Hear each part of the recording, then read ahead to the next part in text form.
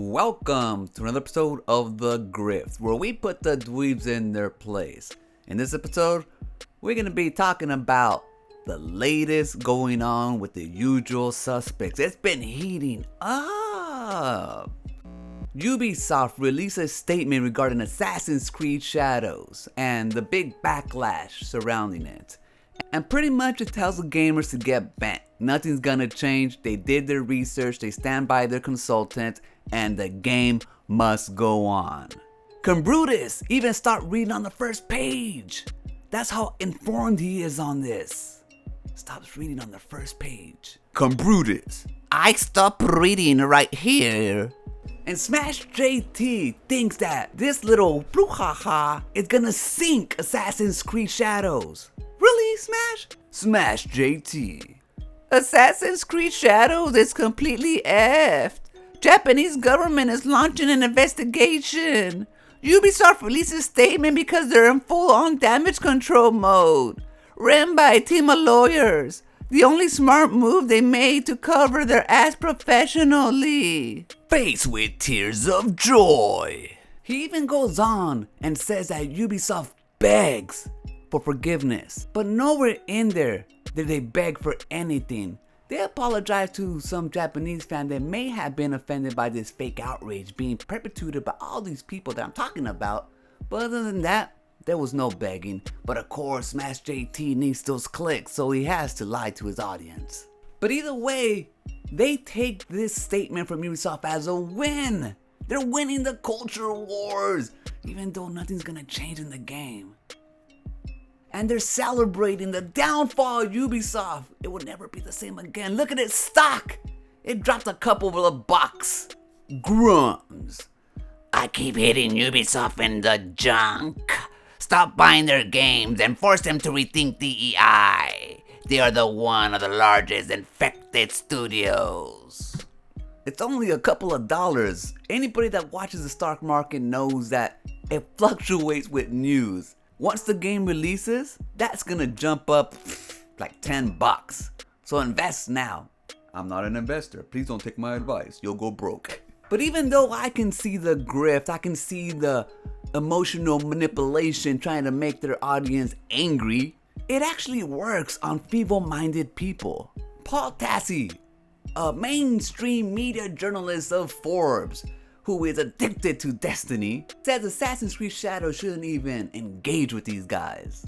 Paul Tassi, when the hyper-focused pushback to your game is the not Japanese culture war talking point of you're putting a DEI samurai in your game, I will not engage with these people at all. But I disagree. I'm all for this. Why? Because it's entertaining. We have one side of gamers who hate games who think their little boycott is gonna do anything. And then we got the mainstream media folks who are just tired of this shit. And now they're actually fighting back, and I love it.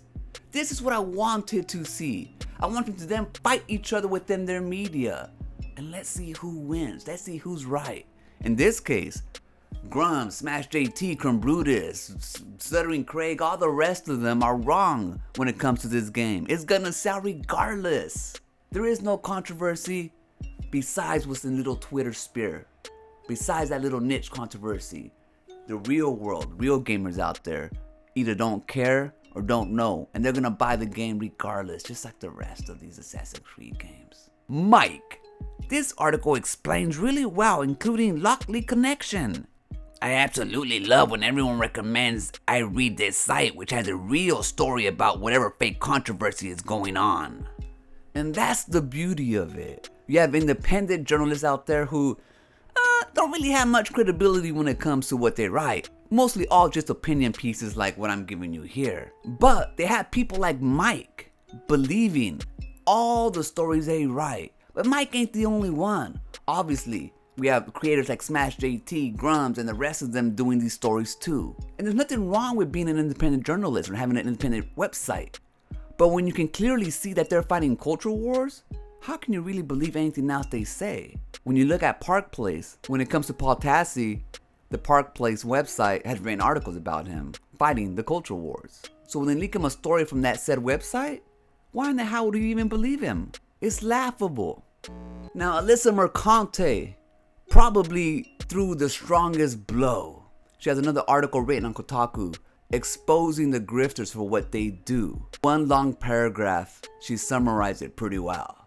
Alyssa Mercante. So, this week it was Assassin's Creed Shadows. Before that, it was content warning added to a Capcom game. Before that, it was perceived failure of Flintlock. Before that, it was a female lead in a Star Wars game not being hot enough. Before that, it was a black lead in a Star Wars show merely existing. Before that, it was the way characters in Concord looked. Before that, it was trans voice actor in the Final Fantasy XIV expansion. Before that, it was Tiana's Bayou Adventure of Disney World. Before that, it was Lara Croft's jawline. Before that, it was Dungeons & Dragons orcs going woke. Before that, it was gameplay strategies in Elden Ring. Before that, it was romancing options in Dragon Age The Veilguard. Before that, it was Jean Grey in the upcoming Wolverine game. Before that, it was trans flag cosmetics in Call of Duty. Before that, it was DEI wording in a Nintendo job posting. Before that, it was women journalists reporting to workplace environment at the studio behind Black Myth, Wukong. Before that, it was removing the butt from the boy's firecracker in Warzone. Before that, it was politics in Helldivers 2.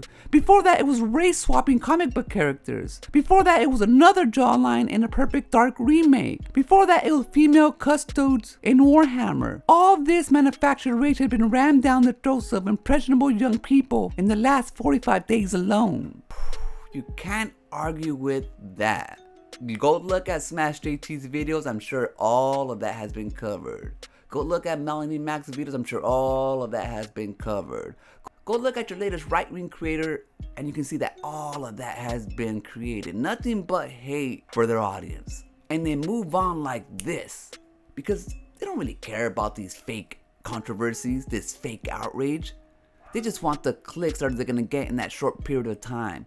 They just want to continue to get their audience angry with this fake controversy that they themselves create. And even though Alyssa Mercante has her flaws, obviously, I love that she's pushing back like this and doing it the right way. Not contacting their employers, not trying to get them canceled, but just showing them who they are. By showing them who they are and what they do. The same thing that I do here. So hate me if you want, I don't care. I can see clearly what these fucking grifters are doing. And they're trying to ruin gaming for everybody else in order for them to benefit financially. That's all this is. And now, the Dweeb of the week. I don't know what is wrong with Smash JT. It seems like he's gonna be the Dweeb of the week every week because he has bad takes after bad takes after bad takes. Smash JT. Among other things, the American flag represents freedom, sacrifice, and the pursuit of happiness. Be as LGBTQRSTUV+ as you want to be. But F out of this country with hostile takeovers replacing what it was built upon and what it stands for. End of an awful era. Sir Large Gaming. It's not replacing anything. The flag was in the photo too. If they want to add a flag with the winking emoji on it, who the TF cares? I do. People died for that flag to be there. If you don't care about any of it, your prerogative to reach their own. My grandfather literally helped build Air Force hangars and I love the flag. But the flag is still there. If they took it down completely, yeah, it would be an issue, but it's still up there. Apparently Smash JT doesn't know what the word replace means. The LGBT flag was an addition to the American flag. It shows a subculture of Americans. If you want to put a subculture of Germans up there next to it, I wouldn't have an issue either. They are not replacing anything, but Smash JT likes to lie and get his people angry by saying they're being replaced. When in actuality, they're just celebrating America and Americans. And for Smash JT, lying to his audience, trying to make people hate others, you get Dweeb of the week. Now, this episode taught me that no matter what happens, people are gonna get outraged. But so long as they get outraged together, start throwing that stuff, the shit in the directions where it needs to go, then I'm all for it. That's the way it should be. Because overall, This doesn't affect gamers, it doesn't affect the games. It's a squabble between these people who are stuck in their culture wars. The sad thing is though, impressionable minds out there do start to believe either side and get entrenched. I'm hoping that you can be a free thinker and break from these chains and live the wonderful life that's laid before us. That's gonna do it for the episode. I'll catch you guys on the next one. Peace.